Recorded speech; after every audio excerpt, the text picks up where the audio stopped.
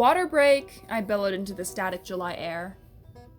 A loud groaning erupted from our bikes as we braked towards the side of the road. It had been a long trip so far, and all of us, including our bikes, were beginning to wear down.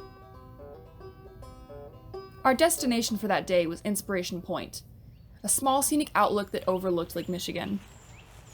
Unfortunately for my biking group, however, it sat atop a monstrous sand dune. The third of 3 giant dunes, to be exact. For any car, the trip to the top would have been inconsequential. But for us, it was agony. We were almost at the base of the third dune, having just completed the others, and I knew there would be few opportunities to stop once we began our final summit. We had already completed 40 miles that day, and everyone was near exhausted. "I feel like I'm biking through hell," I exclaimed, wringing out my sweat-soaked jersey for emphasis. "I look like I just went swimming." "Okay, guys, let's keep this break brief. The longer we rest, the harder it will be to start again," our guide interjected. She was our voice of reason. "We've already killed 450 miles this trip. This molehill has nothing on us." She then donned her helmet and remounted her bike. "Let's do this," she said with a smile.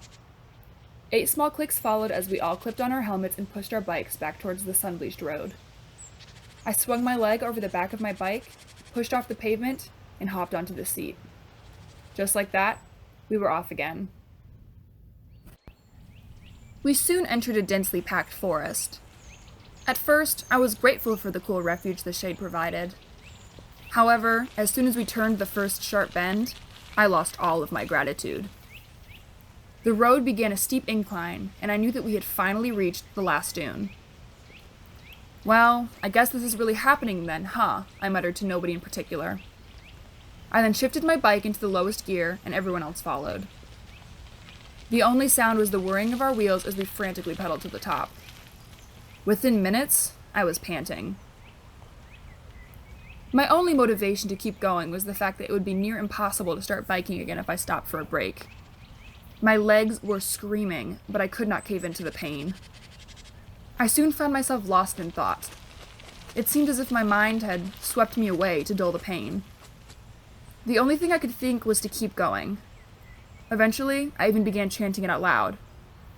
"Keep going, Ashlyn. Don't stop. Keep going. Don't stop." As we neared the summit, I began to chant louder and louder. One by one, the other girls began chanting as well. Our hysterical mantra soon became an unintelligible roar. It was our battle cry, telling us to keep moving. And just like that, the incline lessened. As we pushed around a final bend, a wooden structure became visible. Inspiration Point.